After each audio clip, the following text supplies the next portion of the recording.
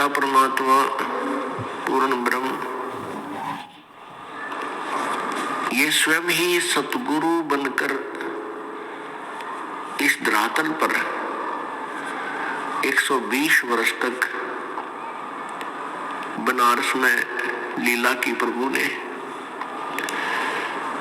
तो उस समय परमात्मा स्वयं ही सतगुरु रूप में आए थे और सतगुरु पृथ्वी पर एक ही होता है।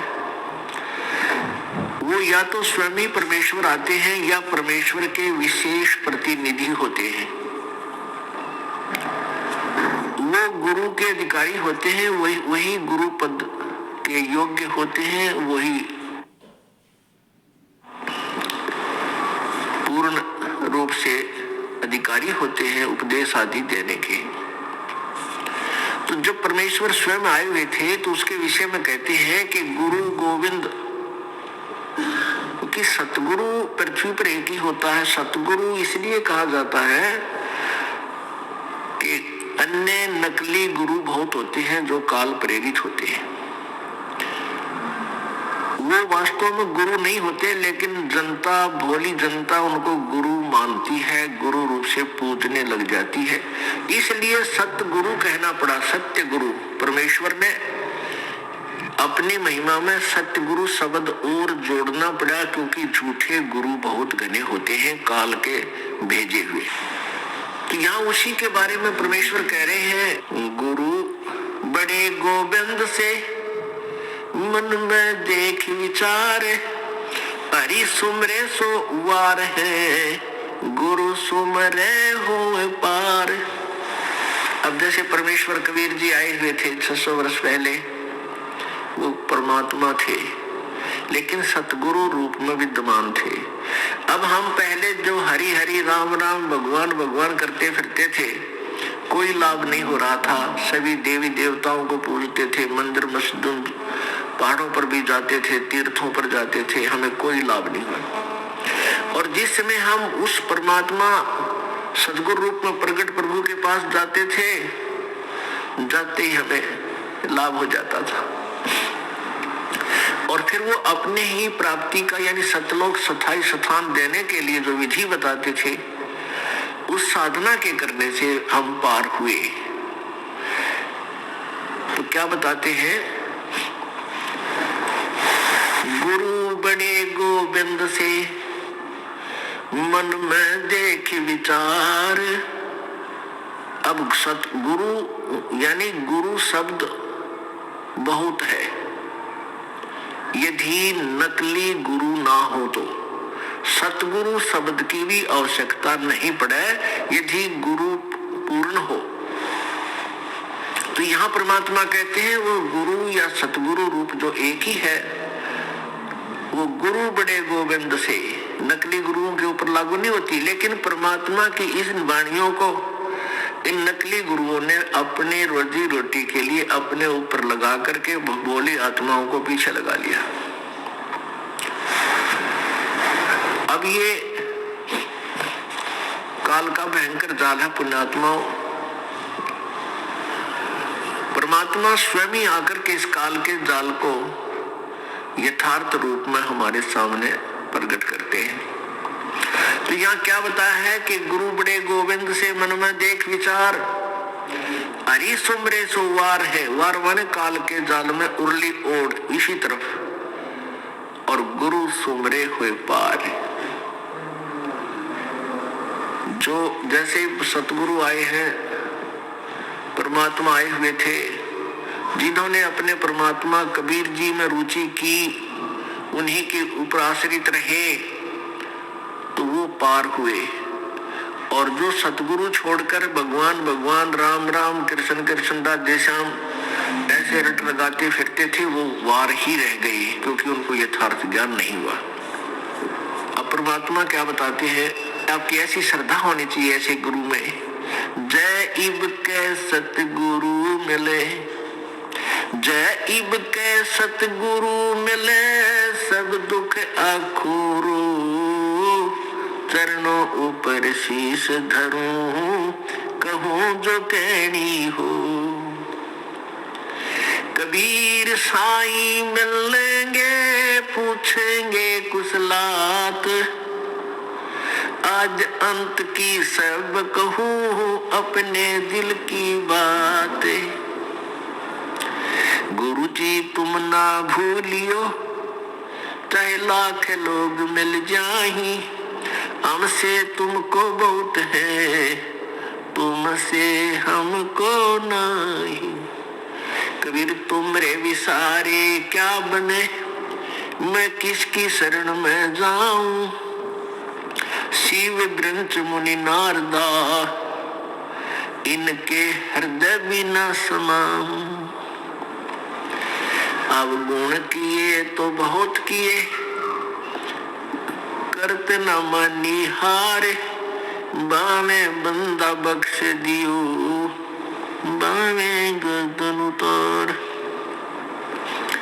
अब गुण मेरे बाप जी, बख्शो गरीब निवाज, जो मैं पूत कपूत हूँ, बोहर पिता को लाज।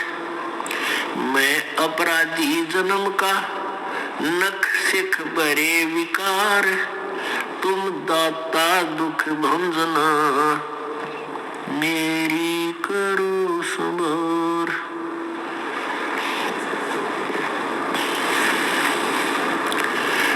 परमपिता परमात्मा पूर्ण ब्रह्म सारी सृष्टि के रचनहार कबीर देव, कबीर प्रभु, कबीर साहब, ये वही प्रभु हैं जो बनारस में जुलाहे रूप में 120 वर्ष रह करके अपने यथार्थ ज्ञान को समझाकर सहशरीर आए थे, सहशरीर चले गए। तो उस परमेश्वर ने हमें समझाया है, क्या बताया है कि जिस समय तुम्हें सतगुरु प्राप्त हो जावे, पूर्ण संत मिल जावे, तो उस समय आपका कैसा भाव हो। भाई गुरु मानुष कर जानते, गुरु मानुष कर जानते, ते नर कहिए अंधे, ओए दुखी संसार में आग काल के फंदे। अपने आत्मा जब परमात्मा आए थे वो तो भगवान थे ही, वो तो स्वयं परमेश्वर थे कबीर जी। अब वो परमेश्वर ना आकर के इस दास को भेज दिया अपना रिप्रेजेंटेटिव बना के, ना जाने इस दास में मालिक ने क्या देखा। यदि हम अपने अवगुणों को देखते हैं तो हमें, हमारे अंदर ऐसी कोई योग्यता नहीं थी कि ऐसे निर्मल भगवान की और ऐसे निर्मल ज्ञान की हम चर्चा कर सकें और जनता को बता सकें। लेकिन परमात्मा समर्थ है, वो जो चाहे सो कर सकते हैं। वो मिट्टी से सोना बना सकते हैं और एक अयोग्य व्यक्ति को वो योग्य भी बना सकते हैं अपना काम लेने के लिए। तो उस परमात्मा ने अपने इस दास को भेजा। तो ये क्या बताना चाहते हैं कि आपका भाव अपने सतगुरु के प्रति भगवान तुल्य हो, तब आप सफल होंगे। अपने आत्मा, अब तो ये दास बैठा है, यदि यहाँ परमात्मा इसी मानव शरीर तो है ही उनका, क्योंकि बनारस में 120 वर्ष रहे और अब भी वो आ जाते। जो हम चित्र देखते हैं प्रभु का, ऐसा चित्र नहीं है। वो तो ना जाने कितने स्वरूप है उस मालिक के, वो किसी भी रूप में आकर के अपना ज्ञान बताता है, अपनी प्यारी आत्माओं को अपने चरणों में लगा के भक्ति करवा के सतलोक ले जाता है। अब आज हम भगवान की तलाश कर रहे हैं और परमात्मा क्या अनमोल वस्तु है, क्या अनमोल है, कितना उसके अंदर गुण है। यदि आज हमें वो मिल जाए, आपके सामने आ जाए, तो आपकी क्या स्थिति होगी। एक बार सोचना, जो भक्त आत्माएं गहराई से सोचे। अब जैसे भूखे को भोजन सामने मिल जाए और निर्धन को सामने धन की थैली नजर आवे, तो कैसी तड़फ होगी उसकी। प्यासे को पानी मिल जावे कैसा कैसे कैसी श्रद्धा करेगा, टूट कर पड़ेगा उसके ऊपर। धन है तो ठाकर सीने का देख कर भाग लेगा, छुपा जो कि इसने कोई देख ना ले। और सामने भोजन है तो ऐसे सब टूट के पड़ जाएगा, फटाफट खाएगा, अपनी जान बचाएगा। ऐसे ही हमें जो परमात्मा आज मिल जाए, आपके सामने आ जाए, क्योंकि हम उसी की तलाश में तो भटक रहे हैं। तो आपकी कैसी श्रद्धा होगी ये आप अपने अपने स्तर से सोच सकते हैं। अब वो भगवान यहाँ आ जाए, अरदास के स्थान पर बैठकर सत्संग करने लग जाए, क्योंकि ज्ञान तो देना ही पड़ेगा उन्होंने। तो आपकी कैसी भावना होगी? आंखों में आंसू हो, हृदय में प्यार हो, और कोई भी अवगुण हम भगवान में देख नहीं सकते, क्योंकि भगवान में अवगुण होता ही नहीं। तो यहाँ हम इसी दृष्टिकोण से परमात्मा के भेजे हुए इस दास को आपने ऐसे ही देखना है, ऐसे विचार रखने, ताकि आपकी आत्मा परमात्मा पाने योग्य बनी रहेगी, उसमें मैल नहीं आवेगा। अब जैसे हमने परमात्मा पाना है तो गुरु जी को भगवान स्वीकार करना होगा। परमात्मा को एज ए गॉड ट्रीट करना पड़ेगा, तब ही हम निर्मल होंगे, हमारे अंदर आधीनी श्रद्धा बनी रहेगी। अब एक गणित के अंदर एक प्रश्न आता है ऋण का, लोन का। उसमें क्या होता है कि मूल धन ज्ञात करना होता है, और वो मूलधन लाखों और करोड़ों की संख्या का होता है। उस लाखों करोड़ों की संख्या के मूलधन, मूल राशि को ज्ञात करने के लिए, प्राप्त करने के लिए हमने सपोज करना पड़ता है, मानना पड़ता है। मान लीजिए मूलधन 100 रुपए। उस 100 रुपए मूलधन को मानकर हम उस ओरिजिनल, वास्तविक, उस करोड़ों और लाखों वाले मूलधन को प्राप्त कर सकते, अन्यथा हम उसका कोई और हल कर ही नहीं सकते, उसको प्राप्ति कर ही नहीं सकते। इसी प्रकार वो परमात्मा तो अथाह है, बहुमूल्य है, उसकी कोई कीमत को नहीं, वो तो मालिक है, समर्थ है। उस समर्थ भगवान को पाने के लिए हमने गुरुजी को मानना पड़ेगा। ये भगवान मान लो, गुरुजी भगवान परमात्मा। तो इस दास को यानी अपने गुरुजी को परमात्मा मानने से एक छोटी सी राशि है 100 रुपये लाखों और करोड़ों की तुलना में, फिर भी उसके बिना वो लाखों और करोड़ों वाला मूलधन आपको प्राप्त नहीं हो सकता, कभी नहीं हो सकता। आप जी ने अपने गुरुजी को भगवान मान लेना चाहिए। और भगवान मानने के बाद फिर हमारी कैसी प्रक्रिया उनके सामने होगी? सामने भगवान खड़े हो तो आप क्या झूठ बोल दोगे? आप क्या बीच जैसे कोई मर्यादा तोड़ के आया हुआ है, भाई शराब पी ली आदि था, बीड़ी पी गया, या कोई और आन उपासना कर ली, किसी भी कारण से नाम खंडित किया है, यानी भक्ति मार्ग से भ्रष्ट हुआ है, और फिर यहाँ आता है। एक दो भक्त देखे हैं, जर्दा खाते हैं, तम्बाकू खाते हैं, बीड़ी भी पीते हैं, और यानी मर्यादा को भंग भी करते हैं और आश्रम में आते रहते। तो उनको ये सोचना चाहिए कि आप कहाँ जा रहे हो? गुरुजी भगवान के पास जा रहे हैं, और परमात्मा अंतर्यामी होता है, सारी देख लेता अंदर से। ऐसे आपके मन में ये भावना होनी चाहिए। तो फिर आप जब गुरुजी को भगवान मान के जाओगे तो आपके हृदय में ये भी होगा कि परमात्मा अंतर्यामी है और तेरे अंदर के दोष से परिचित है, इसलिए अपने दोष को उजागर कर दो, बता दो, उसका समाधान हो जाएगा, उसको दोबारा उपदेश दे दिया जाएगा। नहीं तो आता रहेगा, जाता रहेगा, व्यर्थ में अपना पैर घिसाई करता है, या कोई लाभ उस व्यक्ति को नहीं होगा। ये एक खेल का मैदान है, ये परमात्मा वाला अखाड़ा है, ये खेल का मैदान है। जैसे बच्चा खिलाड़ी खेल में सिलेक्ट होता है और सिलेक्ट होने के बाद उसको मर्यादा बताई जाती है कि तू ये फाउल हो जाएगा यदि तुमने ऐसा किया तो, और वो खिलाड़ी फाउल हो जाता है, कोई नियम तोड़ देता है, उसको फाउल कर देते, बाहर निकाल देते। इसी प्रकार आप जो मर्यादा भंग कर दोगे, आप फाउल होगे तो आप वार कर दिए। परमात्मा का ऑटोमेटिक संकेत है, वो ऑटोमेटिकली यानी स्वतः आप परमात्मा के मार्ग से दूर हो जाओगे, फिर आपको कोई लाभ नहीं होना। तो क्या बताते हैं प्रभु हमारे लिए, ये अमृतवाणी छोड़कर गए हैं। गुरु मानुष कर जानते ते नर कहिए अंध, होए दुखी संसार में आज्ञा काल के फंद।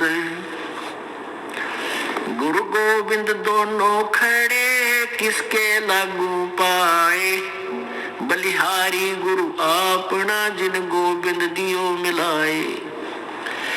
अब देखो कितनी प्यारी वाणी है परमात्मा की। इसको समझना है कि एक तरफ गुरुजी खड़े हैं, दूसरी तरफ भगवान। आप किसके चरणों में लगोगे? स्वयं ही उसका उत्तर भी दिया है कि मैं तो अपने गुरुजी के चरणों में लगूंगा, क्योंकि उन्होंने ही मुझे भगवान मिलाया है। गुरुजी नहीं होते तो भगवान सोकोस था मेरे तक। अब जैसे एक एग्जाम्पल देते हैं, उदाहरण आपको देते हैं। जैसे हमने जल को समझ लिए भगवान, एक प्यासे को जल की आवश्यकता है, तो हम प्यासे हैं प्रभु के, हमें उस प्रभु रूपी जल की आवश्यकता है। तो जल तो समझो भगवान, और एंड पंप समझो गुरु। एंड पंप जो नल होता है, जैसे हाथ से चलाते हैं उसको समझो एक, ये तो हमारे गुरु है, और उसने पानी मिला दिया, हमें पानी प्राप्त करा दिया। तो पुण्यात्मा परमात्मा कहते हैं, कबीर हरि के रूठता गुरु की शरण में जावे, कहे कबीर गुरु रूठ गए तो हर ना होत सहाय। अब पुण्यात्माओं, जैसे जिस प्राणी के पुण्य अधिक होते हैं तो वो सुखी नजर आता है, उसकी बढ़िया नौकरी भी होती है, व्यवसाय अच्छा होता है, या अपना कोई कार्य बहुत अच्छा होता है, बच्चे भी ठीक है, अच्छा उसका जो है ठीक व्यवस्था बनी हुई है। तो सब ये कहते हैं भाई इसका राम राज्य है, इसका भगवान प्रसन्न है इसके ऊपर। और जिसके ऊपर आपत्तियों पर आपत्ति आ रही है, वो स्वयं कहता है कि मेरा राम रूठ गया, मेरा भगवान रुष्ट हो गया, मेरा भगवान रुष्ट गया, इसलिए मेरे ऊपर न दुख आ रहे। तो पुण्यात्माओं, पुण्य से सुख होता है और पाप से दुख होता है। जिस व्यक्ति के पुण्य समाप्त हो गए और पाप बढ़ गए, उसको दुख शुरू हो गया। आपके पुण्य अक्षीण होने से आपको दुख शुरू हो गया। आप कहीं कार्य कर रहे हो खेतों में, आप एक मटका पानी का घड़ा भर के ले गए और वो पी लिया, समाप्त हो गया। आपको पानी की आवश्यकता पड़ी, पानी जल के अभाव से आपको कष्ट शुरू हुआ। आप कहां जाओगे? हैंड पंप पर जाओगे, और फिर हैंड पंप की सेवा करके, यानी एक मजदूरी करके, और फिर जल फिर भर लाओगे। आप फिर उस जल के अभाव से दुखी थे, जल प्राप्त हो गया, फिर सुखी हुए। जब आपके पुण्य खत्म हो गए, आपका राम रुष्ट गया, आपका भगवान रुष्ट हो गया, आपत्तियां शुरू होगी। उसका क्या समाधान है? कबीर हरि के रूठता गुरु की शरण में जावे, कहे कबीर गुरु रूठ गए तो हर ना करे सहाय। आपका राम रूठ गया, आपका भगवान रुष्ट हो गया, आपके पुण्य समाप्त हो गए, आप दुखी हुए। गुरु रूपी हैंडपंप के पास जाओ और उनकी सेवा करो, वहां से पुण्य फिर भर लाओ, फिर सुखी हो जाओगे। यदि आपने हैंड पंप ही खराब कर लिया, वो ही तोड़ दी, उसकी हथली हथी, तो आपको जल नहीं मिलेगा। यानी आपके गुरुजी गुरुजी रुष्ट हो गए तो भगवान मदद नहीं करेगा, वहीं से कनेक्शन कट जाएगा। उससे पहले जितना जल आपको प्राप्त हो गया उसको कितने दिन पी लियो। आप जब इस गुरुजी दास के शरण में आते हो, उस मान लिए कोई 1 वर्ष, कोई 2 वर्ष, कोई 4 वर्ष अपनी साधना करते इस दास के बताए हुए, उससे आपको पुण्य प्राप्त हो जाती है। और फिर किसी भी कारण से आपका दुर्भाग्य उदय होता है, आप यहाँ से कट ऑफ हो जाते हैं, तो आपके या आप कोई मर्यादा भंग कर देते हो तो आपके गुरुजी रुष्ट हो गए। गुरुजी रुष्ट हो गए तो वो हैंडपंप खराब हो गया। जितना जल तुझे प्राप्त हो चुका, यानी जो पुण्य तुझे मिल चुके, वो हो सकता है आपके काफी समय तक चल सकते हैं, लेकिन जब वो क्षीण हो जाएंगे फिर आपकी दुर्गति प्रारंभ हो जाएगी। इसलिए हमने इस आध्यात्मिक मार्ग को बहुत ही जो है सूक्ष्म दृष्टि से देखना है, बहुत गहराई से सोचना है इसके ऊपर, और प्रत्येक पहलू पर विचार करके फिर इस सफर को तय करना है। परमात्मा क्या बताते हैं फिर सुनो। कबीर गुरु गोविंद दोनों खड़े, किसके लागू पाए, बलिहारी गुरु अपना जिन गोविंद दियो मिलाए। हैंड पंप और जल का उदाहरण, गुरुजी को ही हमने प्रसन्न रखना है, भगवान प्रसन्न आप रहेगा, क्योंकि परमात्मा उस दास गुरुजी के ऊपर वो खुश होता है, प्रसन्न होता है, वो उसका कृपा पात्र होता है। और आप उस गुरुजी की मर्यादा में चलते हो तो परमात्मा प्रसन्न रहता है, आपको प्रॉपर लाभ देता रहेगा। और आप जी ने नियम भंग कर दिया तो आपका कनेक्शन कट गया, आपका हैंड पंप खराब हो गया, आपको पानी जल मिलना बंद हो गया, आप फिर आने वाले समय में आपत्तियों का सामना फिर करना पड़ेगा। इसलिए प्रभु कहते हैं, कबीर हरि के रूठते गुरु की शरण में जावे, कहे कबीर गुरु रूठ गए तो हर ना करे सहाय। सतगुरु के उपदेश का लाया एक विचार, जय सतगुरु मिलते नहीं तो जाते नरक द्वारे। ओहो, परमात्मा कहते हैं सतगुरु का, सतगुरु यानी पूरे गुरु से दिए उपदेश लेने के बाद अब हमने विचार आया, इस पर गहराई से सोचा कि जय सतगुरु मिलते नहीं, जाते नरक द्वार, और नरक द्वार में दूत सब फिर करते खेचातान, उनसे कभू ना छूटता और फिरता चारों खान। कबीर चार खानी में भ्रमता, कबू न लगता पारे, सो फेरा सब मिट गया मेरे सदगुरु के उपकारे। हो पुण्यात्मा गहराई से सोचो, तुम तो अभी बालक हो, बालक को चिंता नहीं होती, आप मरीज हो, डॉक्टर को पता होता है कि इसको क्या भयंकर बीमारी है और इस औषधि से ये सब रोग कट के इसकी जान बच जाएगी।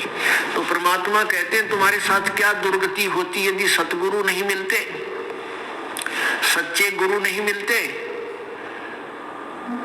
सतगुरु के उपदेश का लाया एक विचार, ओहो, जय सतगुरु मिलते नहीं हम जाते नरक द्वार। नरक द्वार में दूत सब करते खेचातान। जैसे यहाँ से प्राणी जब शरीर छोड़ जाता है, जब तक सतगुरु नहीं मिलते तो ये मनुष्य शरीरधारी प्राणी निरे पाप कमावे, पुण्य तो कर ही नहीं सकता, हो ही नहीं सकता, क्योंकि जो साधना करता है वो शास्त्र विरुद्ध, वो दोष है। गीता के अध्याय नंबर 16 के श्लोक नंबर 23 में कहा है कि शास्त्र विधि को त्याग कर जो मनमानी पूजा करते हैं, मनमाना आचरण करते हैं, उनको न तो कोई सिद्धि प्राप्त होती है, ना कोई सुख होता है, ना उनकी गति होती है, फिर इससे सिद्धे यूजलेस। और परमात्मा क्या कहते हैं कबीर भगवान अपनी अमृत वाणी में, उस सच्चिदानंद घन की वाणी में परमात्मा कहते हैं, 100 वर्ष सतगुरु की पूजा, एक दिन आन उपासी, वो अपराधी आत्मा भाई पड़े काल की फांसी। 100 वर्ष तक तो गुरु जी दो सतगुरु के द्वारा दिए गए उपदेश के आधार से साधना कर लीजिए, और एक दिन आन उपासी यानी आन उपासना मीन शास्त्र विधि को त्याग कर मनमाना आचरण, और वो अपराधी आत्मा यानी शास्त्र विधि सदगुरु के पूर्ण संत से उपदेश लेकर के जो साधना कर रहे हैं वो तो शास्त्र अनुसार कर रहे हैं, और इसके विपरीत जो साधनाएं करते हैं तो वो अपराधी बताए भगवान ने। आन उपासना शास्त्र विधि त्याग का मनमानी पूजाएं आन उपासना होती है।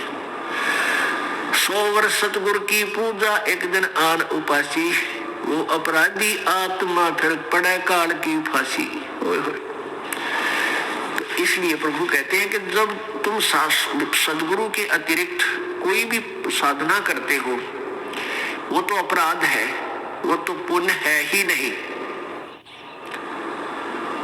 इसलिए आप पुण्य तो कमा नहीं रहे, बन नहीं रहे, आपके पाप बन रहे हैं। तो पाप के आधार से नरक जाते, नरक में ऐसे ठोकते हैं जैसे डंगरों को लठ मार मार कर और फाटक में बंद करते हैं, वो वापस भागते हैं और लठ मार कर उसको जबरदस्ती उसके अंदर ठोक देते हैं।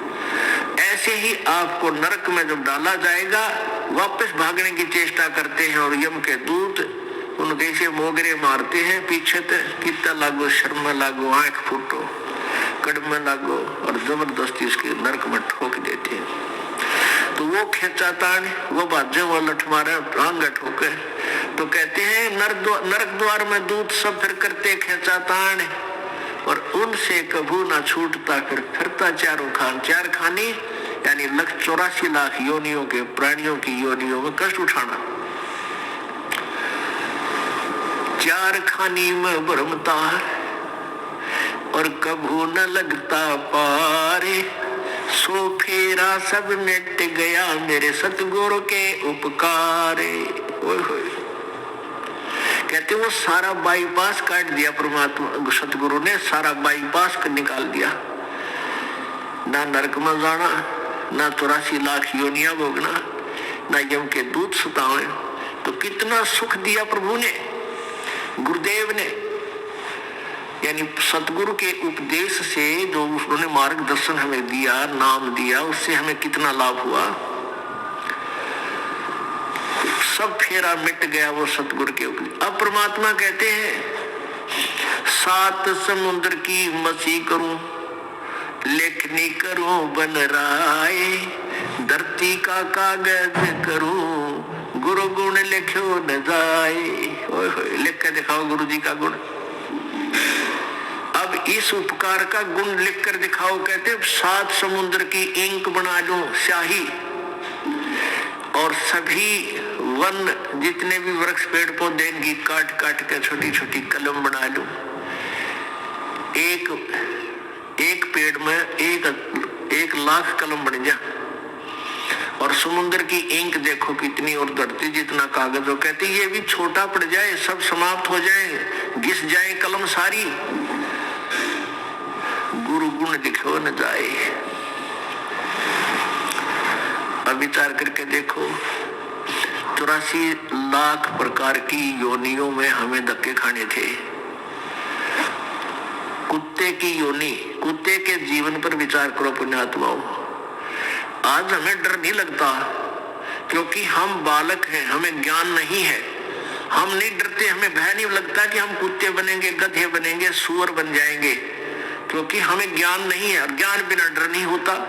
अब छोटा सा बालक होता है, अबोध बच्चा, बिजली के करंट वाले तार को भी पकड़ लेता है, उसमें स्पार्क हो रहा होता है, स्पार्किंग होती है, उसमें आपस में चिंगारियां सी उठती है। वो उसको एक अच्छी वस्तु मानकर उसको ग्रहण कर लेता है, क्योंकि उसको पता नहीं कि कितनी भयंकर वस्तु है, और वो मृत्यु को प्राप्त हो जाता है।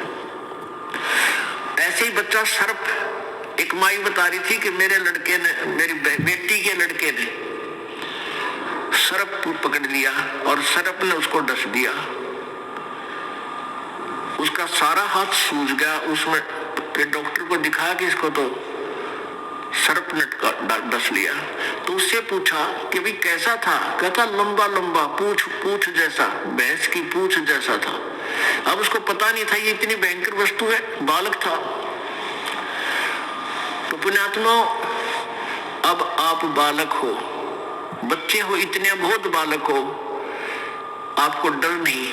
और जब वो बच्चा बड़ा हो जाता है, उसको ज्ञान हो जाता है ये सांप इतनी भयंकर वस्तु है, सर्प, और बिजली कितनी खतरनाक है, ये जानलेवा है, तो फिर कभी जब वो बड़ा हो जाता है, यानी उसको ज्ञान हो जाता है, और कहीं ऐसा तार नीचे गिरा हो, वायर, और वो सपार कर रहा हो, आप भी दूर भाग जाएगा और दूसरों को भी कहेगा दूर हो लो, दूर हो लो, दूर हो जाना, इसमें करंट है, ये मार देगा। ऐसे ही सर्प दिखाई देगा तो दूर भाग जाएगा, और कोई बताएगा इधर मत जाना, देखो वो सर्प है। तो पुण्यात्माओं, जिस समय आप सियाने हो जाओगे, ज्ञान में बड़े हो जाओगे, आपको ज्ञान हो जाएगा, फिर आपको नींद आना बंद हो जाएगा। आपको इतना डर लगेगा कि हम कुत्ते बन जाएंगे, हम गधे बन जाएंगे, हे भगवान। तो फिर आपका भक्ति में मन घना लगेगा।